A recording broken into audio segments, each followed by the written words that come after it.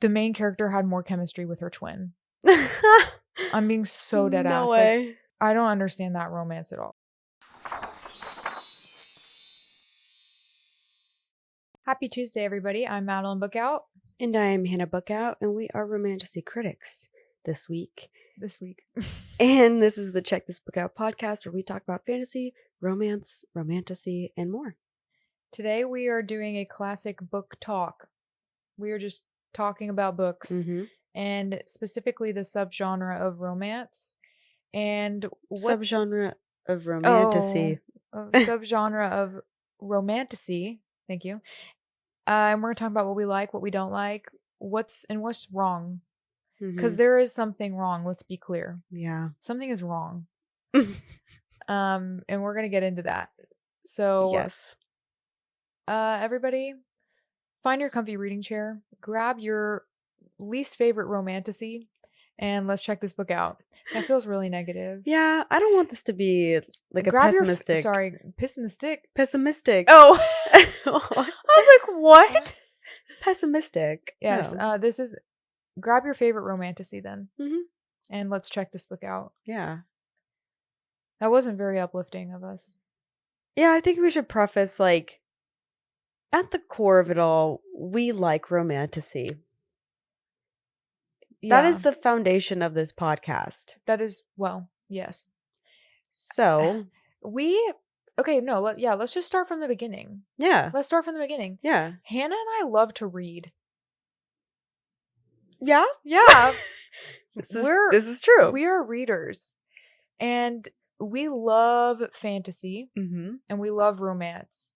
And we love the child that is romantasy. Yes. We always have. Like, since we were little. Mm-hmm. We have been reading paranormal romance and romantic fantasies since we were born, practically. But of late, there has just been a trend that we've been noticing that we would like to address. And that trend is crappy books. Yeah. Honestly. It's an epidemic. It is a romantic fantasy epidemic. So we're going to just kind of get into the nuance of what is even behind this discussion. Like, what is romantasy? What we think a good romantasy can be, what we think are bad examples of romantasy, what we think has been going wrong with this genre. And we honestly really don't have much planned other than to talk about that. We also will have some good examples, some bad examples, trying to keep our feelings out of it. Like, yes, there's romantasy we like and don't like because of our personal preference, but also looking at it from an analytical view. Yeah. And this isn't supposed to be like clickbait. Genuinely. I mean, it is a conversation that we've had off camera and off mic for at least a year. And on mic. Yeah, and on mic. Yeah. We haven't been quiet about it. Yeah. We'll put it that way. But I think the reason why we're just dedicating a whole episode to this is because, I guess we could probably like set that foundation too, is next episode. So later in May, we're doing our May book club, and the book club is over Metal Slinger by Rachel Schneider, one or the other. And that is a very popular book on like romantasy book talk. And it has very good star rating. And the second book comes out in June. And we are kind of viewing this as romantasy's last chance. Book Talk recommended romantasy's last chance. Because I do believe there's romantasy out there that people probably don't talk about on Book Talk that may be actually good. Right. So.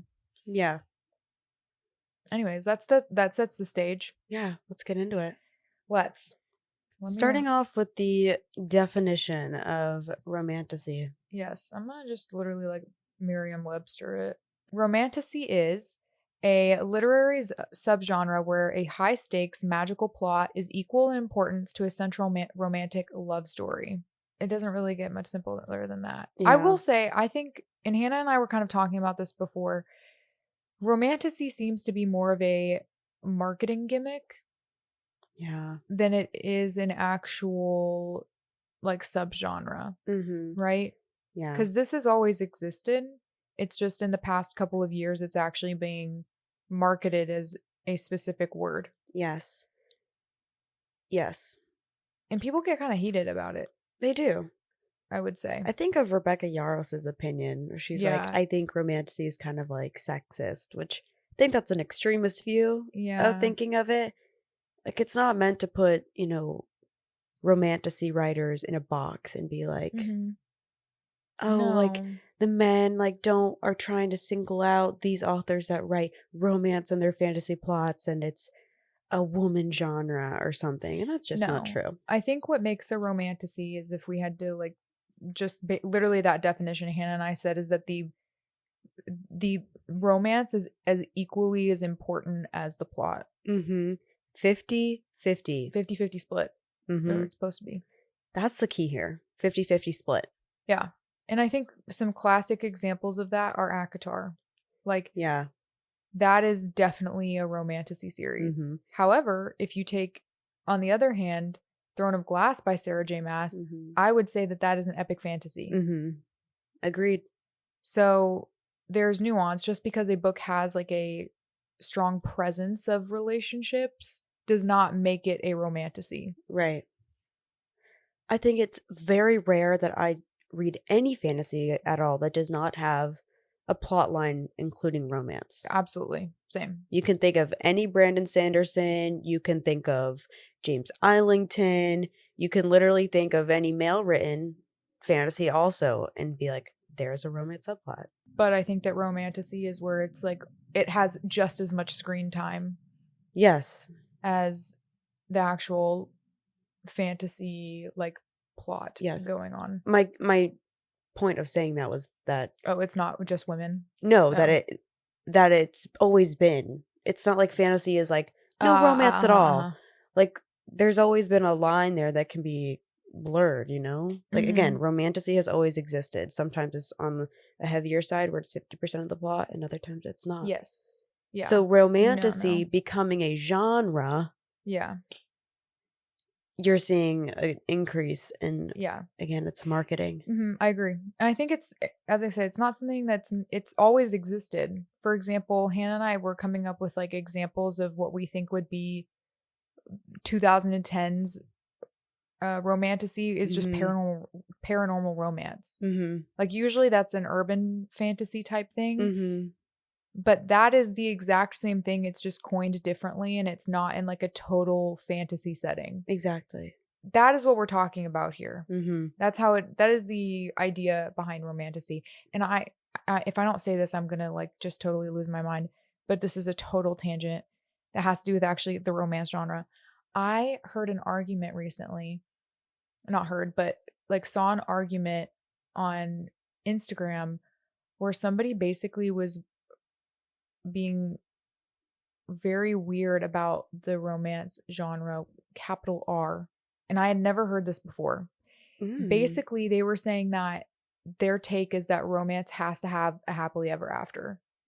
And to me, I'm like, I don't think that that's true. No. In fact, I think it's real when sometimes they don't. Yeah. And I'm not saying that doesn't mean I usually prefer something that does. But they were saying, like, if an author is going to market their book as a romance, capital R, that means it has to have a happily ever after. And if there isn't one, then they're like improperly marketing their book. And then that, if it doesn't have a happily ever after, it becomes like women's fiction. What? Isn't that crazy? That's really bizarre. See, why are we making up these random rules? Like, yeah, I'm what? I was like, what? There shouldn't, what? Yeah. And it really bothered me. But all the people in the comments were like, oh my gosh, yes, like we totally agree about like romance with a capital R is just different from romance. And I was like, what is this? Yeah. I've never heard of this in my life. Yeah. So do we use fantasy with a capital F? Yeah. Like, I don't know. It's so weird. So weird. Also, like, spoiler. Like, what a way to, if that were true, like, spoiler warning. Yeah. I don't know. I didn't get it. I said authors, first of all, are allowed to do whatever the hell they want. Obviously. Yes, do they usually try to write towards the reader's preferences? Yeah, but they're allowed to tell a story that you don't like. And it doesn't mean that the genre is not romance if you didn't like the ending. Right. That just pisses me off. Mm-hmm. Sorry. No. Okay. While we're on this train of thought, why don't we just go ahead and go into why Romantasy has been bothering us lately? Okay. The cons of the pros and cons list. I would say I'll start with one. Romantasy recently is cringe. Like, the dialogue is cringe. The romance, what is supposed to be like half component, is just cringe. Like, the relationships aren't satisfying and are honestly more often than not more sexual in nature than they are like actually intimate, if that makes sense, or like genuine. I agree. Feeling to me. Yeah. And with that goes like really crappy banter. Like this has to stop. The cringe, gross banter, which it's not banter. It's just back and forth. That's gross. Yeah. One for me is the misuse of enemies to lovers. That trope is a favorite of mine, but it has been absolutely watered down because of the romantasy genre. Yeah. It's insta love camouflaged. too. Right. And again, Madeline and I were kind of anti-trope branding, like we talked about this, but this one in particular just really irks me. Yeah.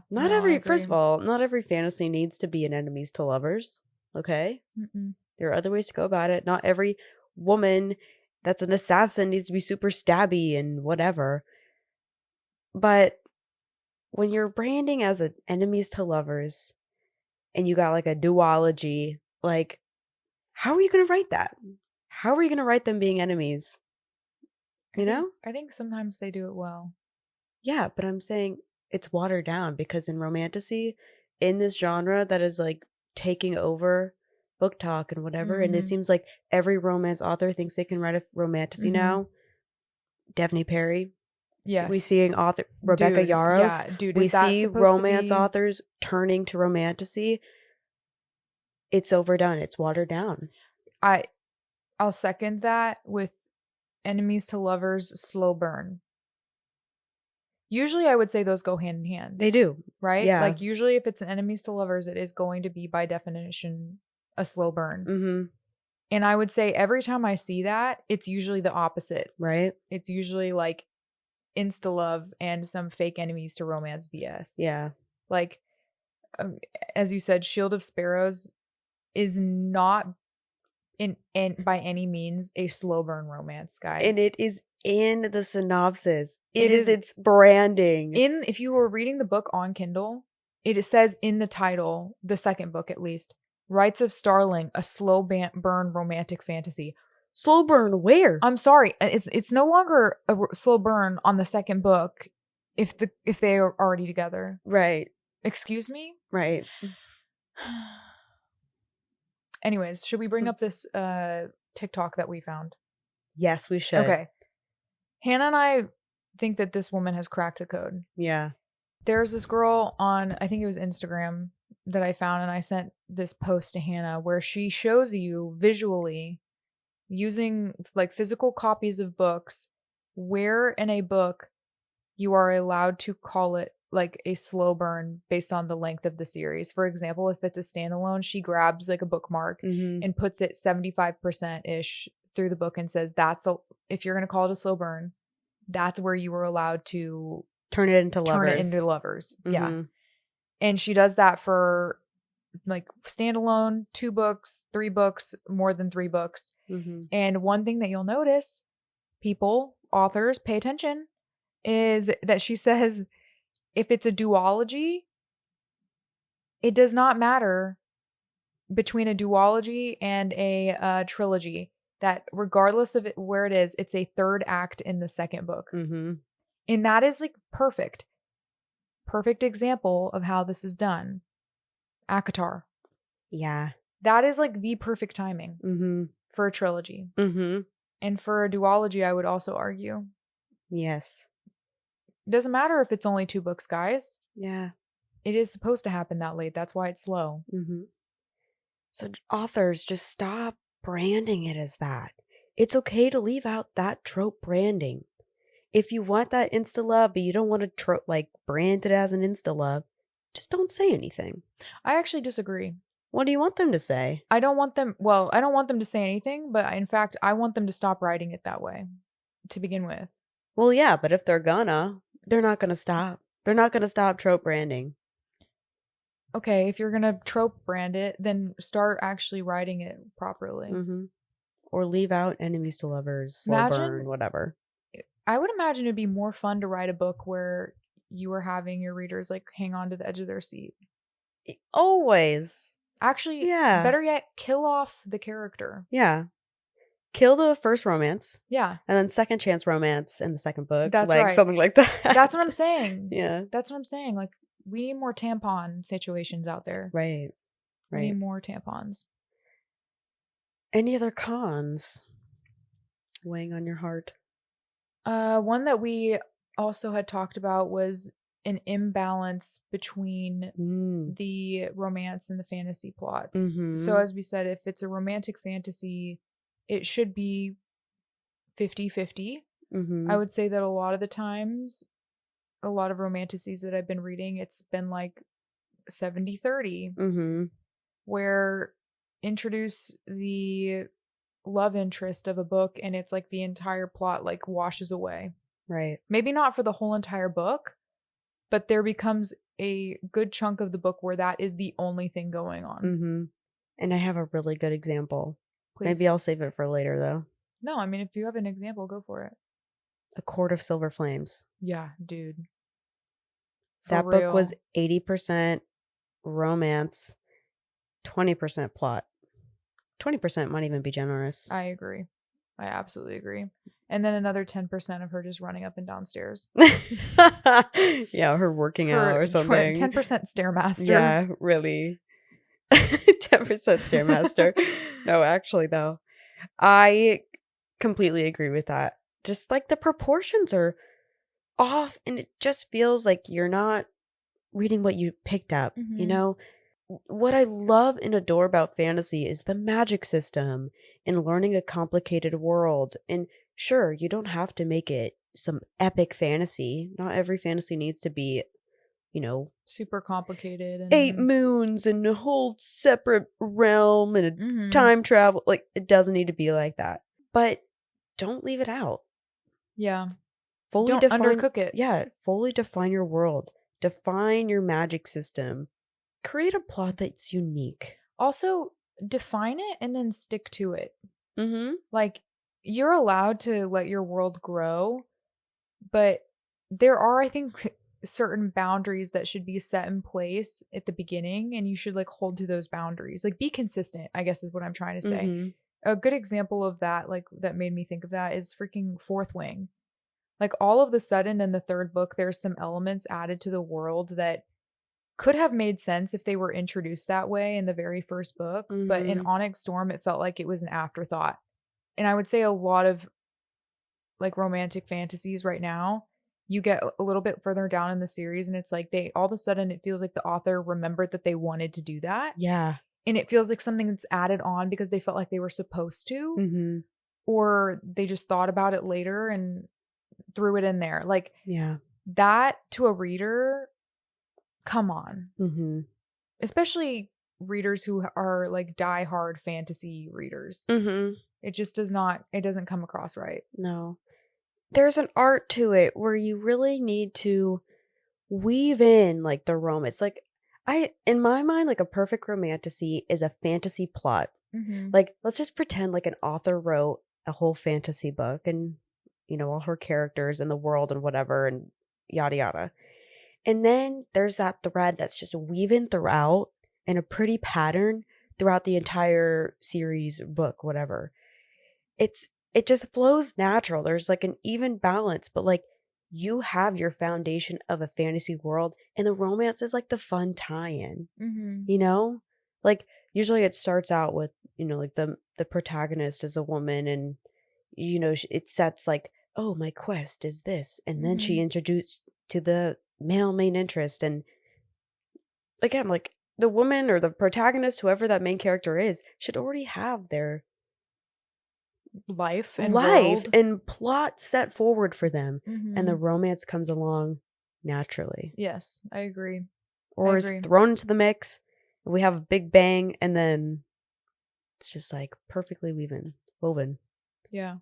I would say actually a good example of that, while I didn't end up really loving the way this series ended up going, and I'm not really recommending this book, but I do think it's actually a good example of a well done romantasy in this way, is From Blood and Ash by Jennifer L. Armentrout. Yeah. Like, I think that the first book is actually well done. Yeah. I mean, the rest of the series kind of from there goes a little bit, but the way that the two main characters are connected, at least like the way that they're interwoven and the balance between like love interest and fantasy plot, I think that actually does a good job. However, it's not a slow burn, which is one of the reasons why I don't like that series. So yeah, and again, not every romantasy has to be a slow burn. Like, yeah, that's not an example of a good slow burn, but I don't know if she marketed it.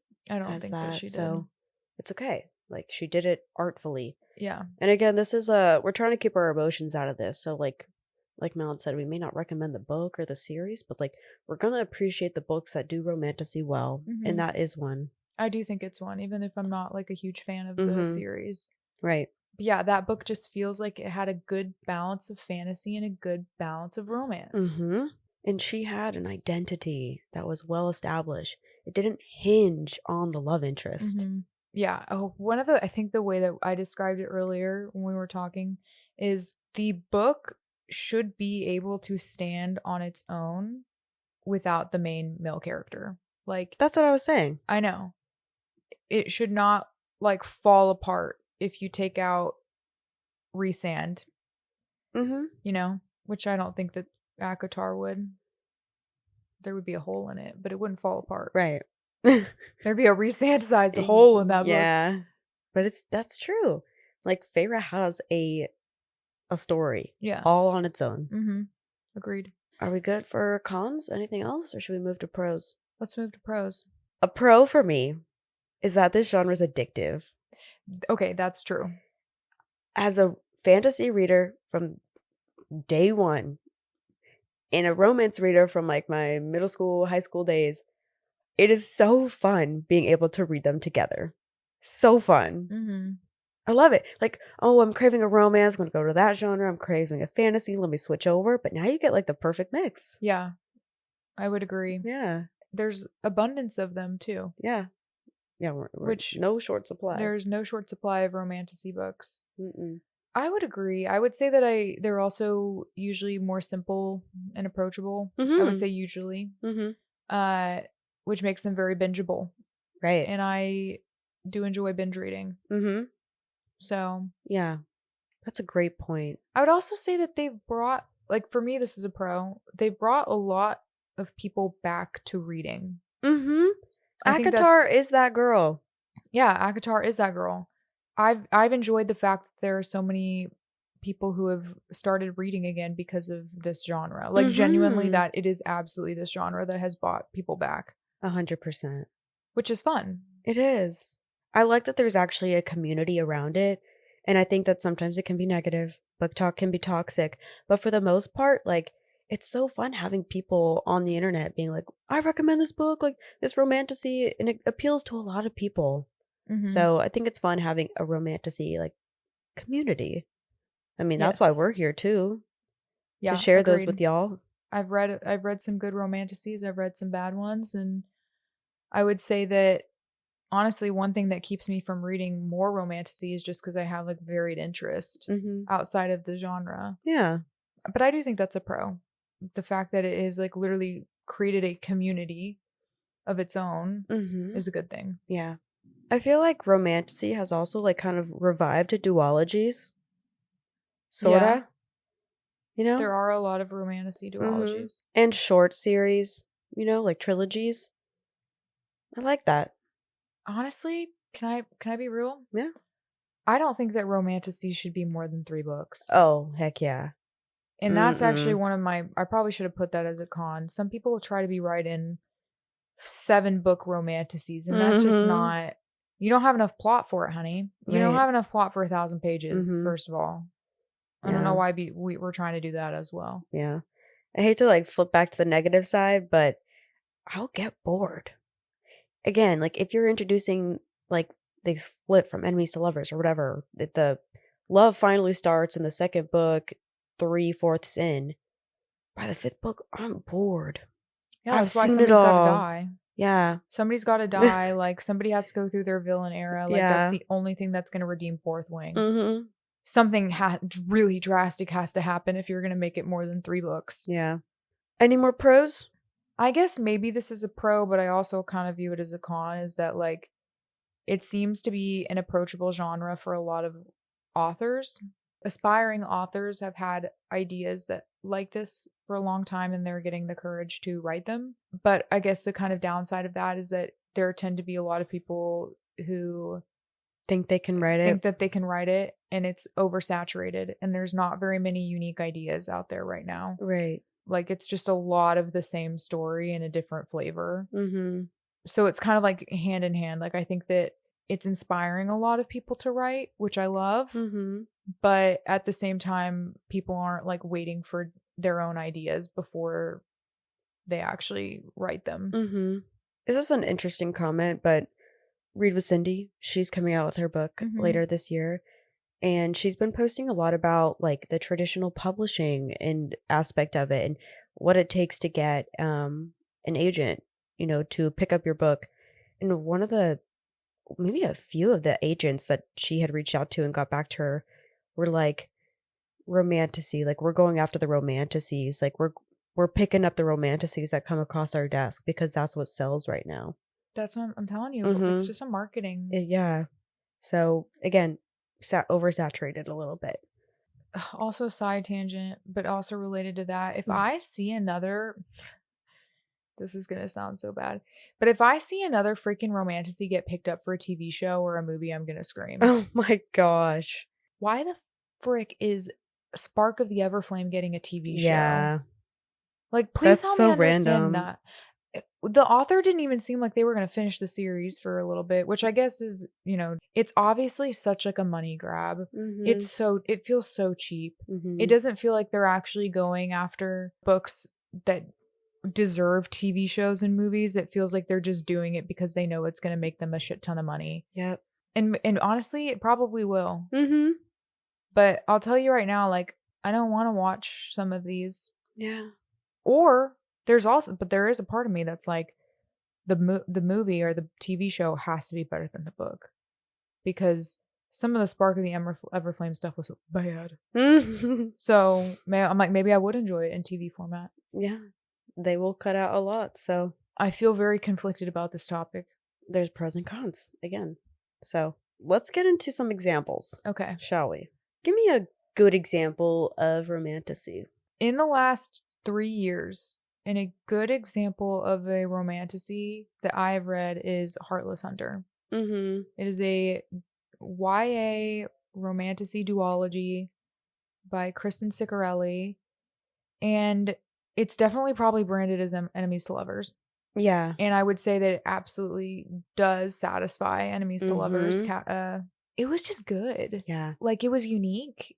A great Halloween read. But like, that's not the reason why it's a good Romantasy. As we're in May. I think that what makes that book really good in a Romantasy like viewpoint is, again, Rune has her own identity and her own mission. Very established. And it's fun because the first book always kind of like teases that line of like, like maybe there's something there, some romance sparking. But again, it's like a perfect example of enemies to lovers. I would also perfectly say woven.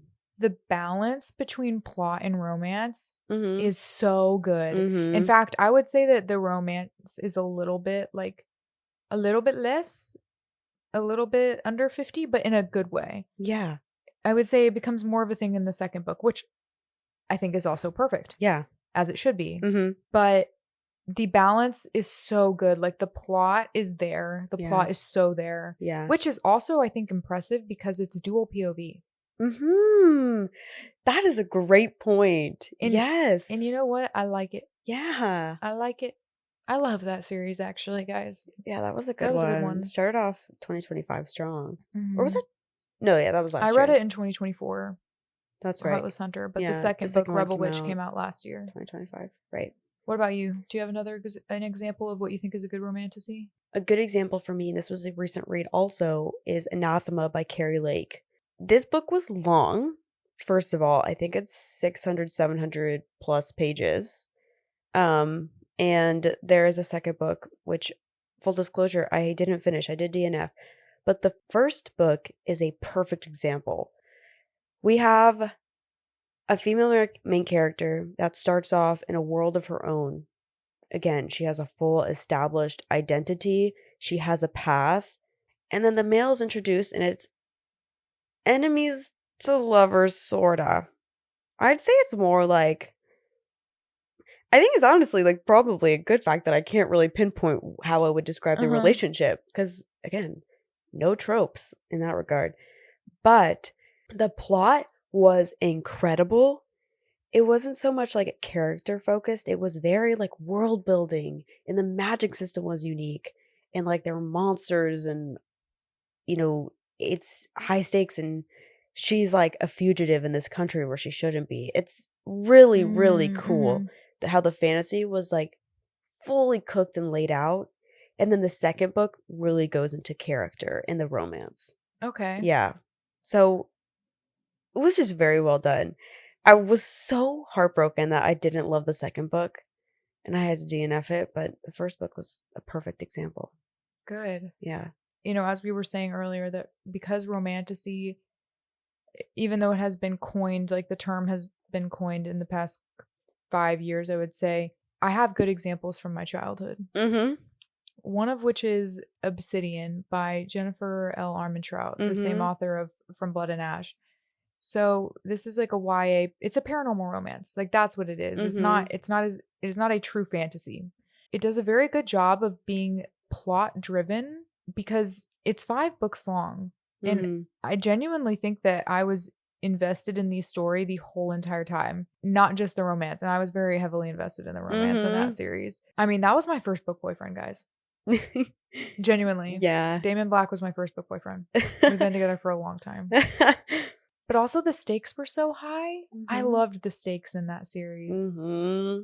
That a good romantasy needs high stakes. True. And stakes that make sense. Yeah. The stakes have to make sense. And they have to actually be staked. You ever read a romantasy where like it defines the stakes and then they like the main character obviously doesn't care once they meet the guy? Yeah. Oh, my brother is captured and being held ransom. Enter main male character, literally forgets she has a brother. Like, yeah. That happens, I feel, all the time. Another example, Shatter Me by Tara Maffey. I know this was kind of in like the early stages of romantasy. I think it was published around the same time as ACOTAR, no? Don't quote me on that. I think earlier. I read it in middle school. Yeah. Oh yeah, this is pre-ACOTAR. Yeah, this is one of like the OGs, I feel. This was what, 2010 something?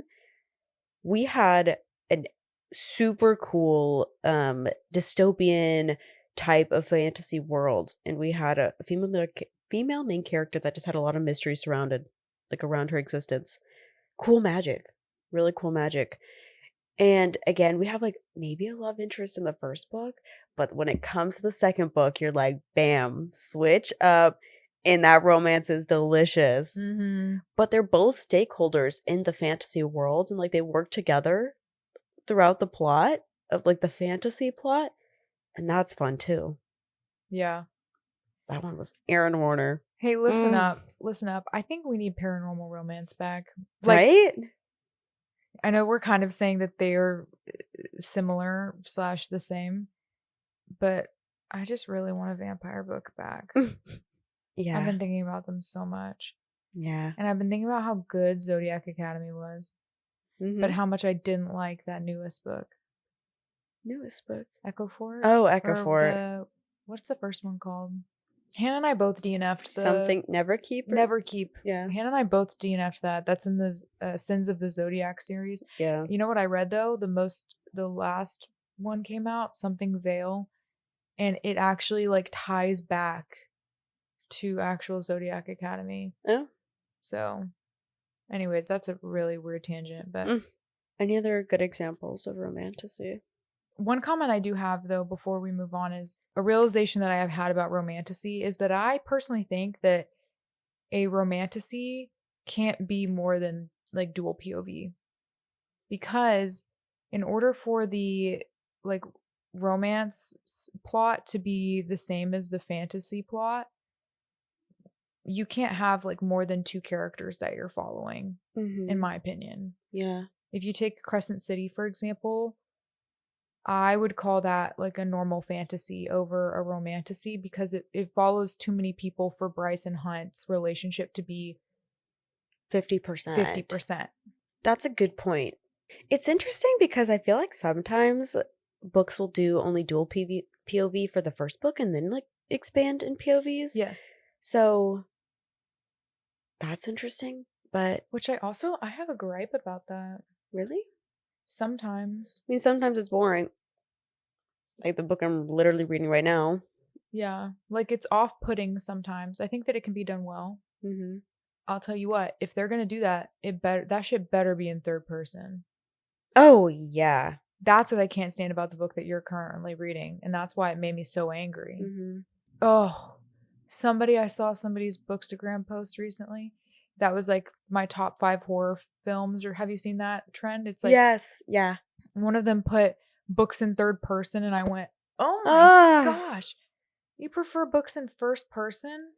Is that like a fantasy lover thing? It has to be. It has to be. It has to be. Because when it comes to romance, again, like if I don't want a male POV, like we've talked about, and it's kind of like, it feels like you are the person. Yeah. You are the girl. Yeah. But for I don't fantasy, feel like a man. My comment about the multi POV is I'm curious to see what happens with ACOTAR because in her Call Her Daddy interview, I'm pretty sure she said that it's going to be multiple POV, which to me reminds me more of like Throne of Glass or more of Crescent City where it was following a bunch of different characters. But the first 4 either followed like Feyre only. Yeah. And Feyre and Rhysand. And then book 4, or I guess it's 5, followed Cassian and Nesta. Like those are very strictly like romantasy. Right. So I'm interested to see how the series evolves because she made it sound like it was about to just go completely like take sideways, a total left turn from how the writing style of the first 5. And I am pumped for that. I am too, guys. I need the plot back. In ACOTAR. I'm so excited to reread it. Oh, if there is a book that I wish I could read again for the first time, it's the first 2 books of that series. Right. Being so into Tamlin. Being so into Tamlin and then realizing once at the end of that book, you're like, oh my gosh, he sucks. Yeah. Because I'm never going to get that again. I know. I'm never going to get to fall in love with Rhysand for the first time. I know. Ever again. And you'll never be able to like Tamlin again, no, too. Ever. Never. Yeah. Never. Right. Anyways. Any other examples? Let's maybe get into bad examples. There are plenty, but we shall. Let's do it. And we're going to try to be very emotionless about it. So one of the first ones that we had on our list of the turn that romantasy is taking is The Night and the Moth by Rachel Gillig. One Dark Window duology. Fantastic. Was so well done. Hannah and I both loved it. It was gothic and dark and awesome and unique. And I think that The Night and the Moth had everything like that going for it, except it was misbranded as Enemies to Lovers or as a slow burn, I think is what it was. I think it was misbranded as a slow burn. It's not. The plot was so undercooked. The romance was cringe. Like all of the things that we've said before I think that some of our other issues with that book were that it was very like predictable, which I think is a separate issue from like the romantasy issues. I don't know. What else do you have to say about that one? I would say like the romance was forced. Again, yes, 100%. like the romance wasn't well done and the fantasy wasn't well done and they didn't mix well either. Again, there was not that like seamless weaving together. It kind of just was very forced. It was separate. Like I feel like all in the beginning we had these like forced encounters between the two characters. Too soon. Yeah. It was way too soon. It's kind of funny because when I was reading the book at first, you know, there's that one scene, and this isn't a spoiler because it's literally like the first chapter. You see, what is his name again? Something weird. Rory. Rory is walking up to the abbess place, and she's like, "Oh, his scowl on his face or whatever." And like, I didn't really expect him to be the love interest at all. Yeah. And then we get to like them going to the camps outside of the abbess and stuff, and it's like I didn't like him ever. Yeah. Like the romance wasn't well done. It did not feel very natural. The plot didn't feel natural and the romance didn't feel natural. You guys, I'm not even going to read the second book. Isn't that me crazy? Me neither. That's not so crazy. I mean, it feels crazy to me. It's crazy for me to like start a duology and not even want to finish a duology. Like it's only one more book, but I'm not going to read it. And then it's an example of not unique. Like it's copy and paste of romantasy today. I would say it had the foundations to be a very unique idea. Really? Yeah. Quest to quest? No, I don't. Journeying on the road? I think the world itself was unique. But it was... What world, though? It was so undercooked. There was like... The Dreamers was unique. Okay, that. And the Gargoyle was unique. That's what I'm saying. It had some ideas. It just was not like all of it. The world building was so unimaginative and vague and just not explained. I agree. It was... Neither was the magic system. It was basically like... Oh my gosh, that was the biggest thing. Neither was the magic. Magic was never explained. It was like if I didn't, out of my horse's eye, sometimes see that there wasn't a world right here. Does that make sense? Yeah. Like if I kept all of my focus here, I would not have noticed that anything was wrong. But the second I started to like look back here, outside of my peripheral, I was like, wait, this place is fake. Yeah. You know what I mean? No, I 100% understand. Yeah, you understand what I'm saying? I do. And that's wrong. Like if I should be able to like turn my head and see that you've explained all of the world over here and you've explained all of it over here. It's like I should feel immersed. Yes. It's like the author should write the whole entire fantasy plot first and then add in the romance. Yeah, and again, that's not how you write a book, but like that's what it should like seem like. The fantasy plot should still be well developed. Yep. So, okay. Next bad example is one that I've read that Hannah has not read, and this is correct. I think this is kind of getting to the crux of one of our book talk gripes. Complaints is The Ascended by Bree Greenwich.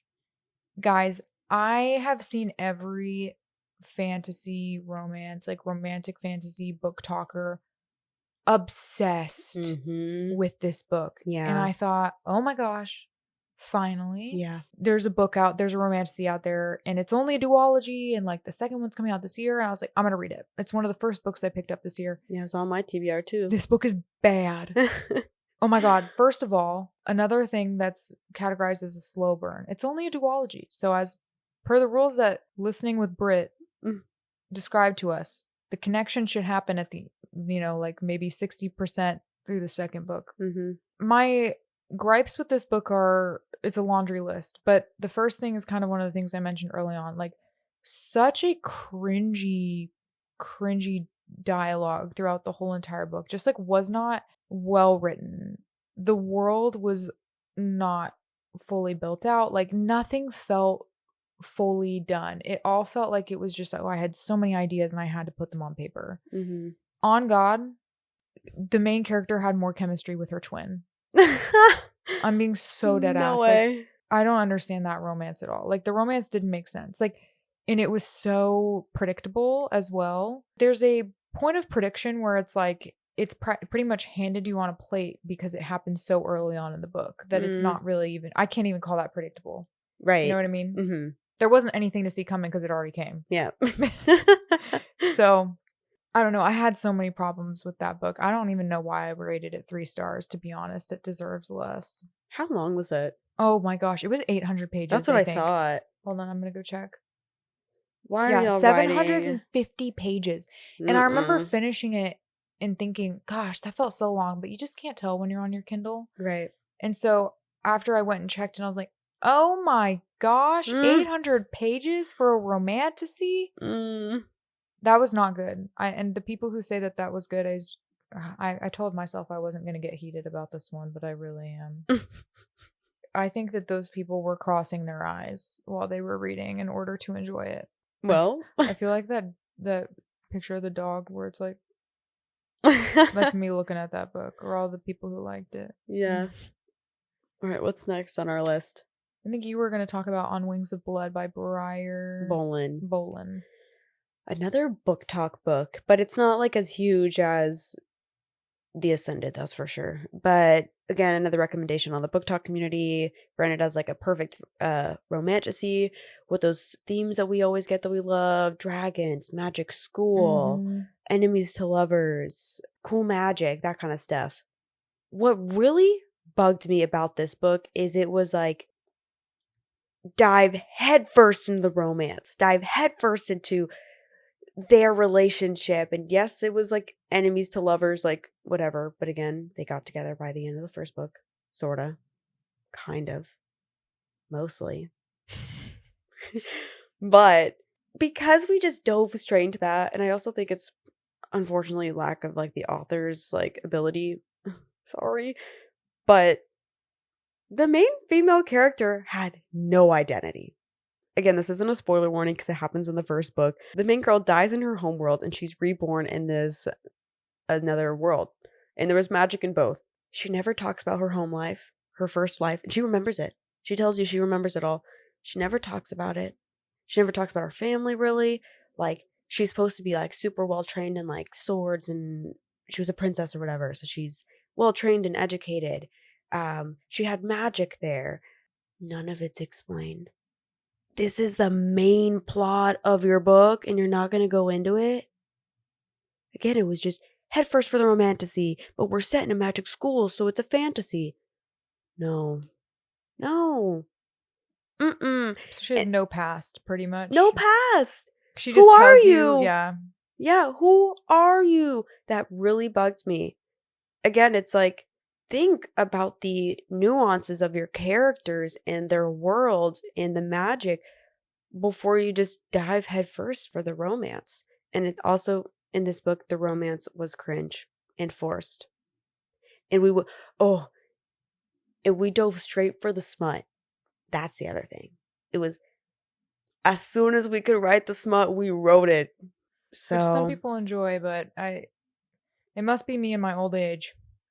But I'm not enjoying it. I can't take it. I'm not enjoying it as much these days. Yeah, bring back pining. Bring back tension. Even if it's bad tension. So disappointing. It is disappointing. But that book, actually, I don't think it did very well. I think the ratings tell the story on that book. Can I check, actually? Yeah. The Ascended, by the way. Oh my god. That's going to make me scream. The Ascended has a 4.5. Shut up. I'm giving it 2 stars right now. I just changed my rating and bring it down. It has 55,000 ratings, which isn't really that many, but this is so unfortunate because I really do love a Magic Academy. Exactly. A beloved trope that like is so fantasy. 3.92. Do you think that's rated appropriately? Yes. Okay. Maybe a little bit too high. I'd say more like a 3.8. Oh, yeah, you gave it a 2-star. Yeah. Can you read my Goodreads? I think it perfectly explains what I was trying to say. This was disappointingly flat. The FMC Medra has no identity, culture, or unique skills. Her past meant absolutely nothing. What a wasted opportunity. The plot felt like trope soup. The pace was slow, and the romance has some explaining to do. I'm glad I finished this book and gave it a shot, but it was almost a DNF. Mm-hmm. Dude, That's right. It took you like 20 days to read it. Yeah. That really sums up my thoughts. Again. Was it self-published? No. I think that we have one more example of poorly done. The Legends of Thezmar. The Legends of Thezmar. By Helen Schermeyer. And the first book is what? The Vows and Fates? Blood and Steel. Oh. That must be the second book. Another book talk book, guys. This one I think is actually probably a little bit less common. Actually, it's gone up there now. Yeah. Dude, how does this book have above 4 stars? I don't understand. 4 stars? It has above 4 stars. It's 4.2. Okay, I'd say this book, the first one was okay. Again, like, I could read it, but the second book is where it lost me. I DNF'd the second book. Same, I did also, but the first book has its issues with Romantasy, so let's get into it. Insta-love. Insta-love, like, without question, an insta-love. Insta-obsession. Right. Like, real insta. I think we had one bed trope within the first 20 chapters. Yeah. Maybe like 10, first 10. Yeah. Yeah. Dude, I kind of forgot about that part. And that's where it started. And this is another book that they did, like, just wasn't interesting to me. See, like, I liked the teacher mentor. That was like, I hadn't read that in a while. I do like that. And that's a trope I like. Blue and Orion. Like, I love that, you know? But the romance, we went straight to trope soup again. And we went straight into like 2 chapters of smut. Yeah, it was way too physical. Yeah, and long. Yeah, somebody, oh my gosh, this is so crazy. I saw a TikTok the other day that was like, my books get described as like this, and not even 20% of my books aren't even, and I was like, holy shit, 20%? If I read a romantasy that was 20% intimacy scenes, I would put it down. That's too much. That's too much. Too much. Too much. Guys, just write erotica. Yeah. You don't need to write a romantasy. If that's what you want to write. I mean, maybe that's just a personal preference, but like. Maybe. Yeah, maybe it could be. I mean, oh my gosh. I was like, genuinely, I'm great with like 2 chapters. Like, not even 2 chapters. Like, 2 scenes is what I meant. Plot for this one? It had promise, but it just wasn't delved into enough. It was like, oh, our world is there was a country that was destroyed, and it's kind of like not really talked about a whole lot, but it's like, well, okay, we'll go into it more. And it was girls can't hold swords. Oh, yeah. That was like the whole entire thing, was that women can't hold swords or it would bring the end of the world. And she wanted to always be a warrior. Yeah. Yeah. I actually kind of think that was interesting. But it didn't really hit, honestly. It also was like quickly resolved. Like, she started training. Yeah, it never came to fruition, and I didn't finish the series. So my biggest gripe about that book was the insta-love also, but like genuinely the smut is what made me put it down. Like in the second book, it was just constant from the beginning, and I was like, this is not, there's no pining, there's no yearning. Yeah. The setting also was not entertaining. No, it wasn't. Yeah. I would say that the world was not very interesting. Yeah. You know, like, the one thing that was interesting was the brother. He was like quiet, he like wouldn't speak. Brother? I thought she had a sister. No, it was his brother. Oh my god. That was interesting. Yeah, actually I did like that. Yeah. The old warrior who she like had a relationship with. Yeah. And like he gave her her sword. I forgot about that. Yeah. So again, there was redeeming segments, but overall as a fantasy, I think it was lacking. Yeah. We've talked a lot. We've talked a lot. I think kind of to draw us to a conclusion, as I mentioned at the beginning, we're going to read Metal Slinger. Right now, I don't remember if I already mentioned this, but it has 4.2 stars, and it has, I think, like 121,000 ratings or something. Wow, that's a lot. So it came out in 2024. It got traditionally published in 2025. Second book comes out soon. Like, I think that there's a lot of reasons like to read this book, but I won't lie, like I've had it up to here, like with book talk romantasy recommendations, and I think it would take something that a different level of trust. Yeah, you know, I think I would lose faith in book talk romantasy recommendations, first of all. But I also am curious if potentially it's just because these are the ones that blow up, right? Yeah. For example, Kayla Books, she recommends like really tiny romantasies. And I'm like, maybe those are good. But she also recommends books that I don't think are good. Like The Ascended. Yeah, like The Ascended. She loved that book. So it makes me not as trusting. However, and I haven't told you this yet, but Alona Andrews, have you ever heard of her? Yeah. She wrote Magic Bites. Oh, that's not what I know her by. So Alona Andrews just released a book called, it came out on your birthday. Oh. It's called This Kingdom Will Not Kill Me. I'm sure you've seen it. Yep. Yes. People that's what are I'm thinking of. freaking out about it. I see it at Barnes & Noble all the time. Yeah. People are freaking out about it online. It has 4.6 stars and it has 12,000 ratings. So it's doing pretty well. And it is a romantic fantasy. Like that is what. Okay, actually, everybody online is calling it a romantic fantasy. Goodreads, it's just saying it's a fantasy, an epic fantasy. Okay. Okay, well, that actually makes me like it more. But everybody's saying it's a romantasy online. I don't know if that's true. I've read Alona Andrews before. She wrote a series called Magic Bites. It has so many books in it. The first book came out in 2007. Wow. I never finished that series because I got kind of bored around book 8, but I like trust this woman and her writing. She wrote an urban paranormal fantasy. That's the kind of stuff I think I'm going to trust. If it's an author that I've already read and like I trust the work that they've already done, or if I get it from a person, like a recommendation from a person who I know and trust, aka you. Or if the plot just looks so interesting to me that I don't care if it was book talk recommended. Right. Can I say something super random that I just thought of and then we'll close it out? Yeah. You know what romance is sometimes so delicious in fantasy? What? Written by men. They know how to drag that out. Yeah, they know how to leave that until the second book. Yeah, they do, and they also know how to just like not care what you think. Yeah, they know how to leave you guessing. They are not trying to like hook you in with that. Yeah. Thank you for saying that. You're so welcome. that really something click for you. Yes. The romance should not be the only reason I'm reading this book. Unless it's a romance. It should not be. Yes, I'm talking about romantasy. It should not be the clickbait. It should not be the trope that's like, yes, I'm going to read that. It has to be all encompassing.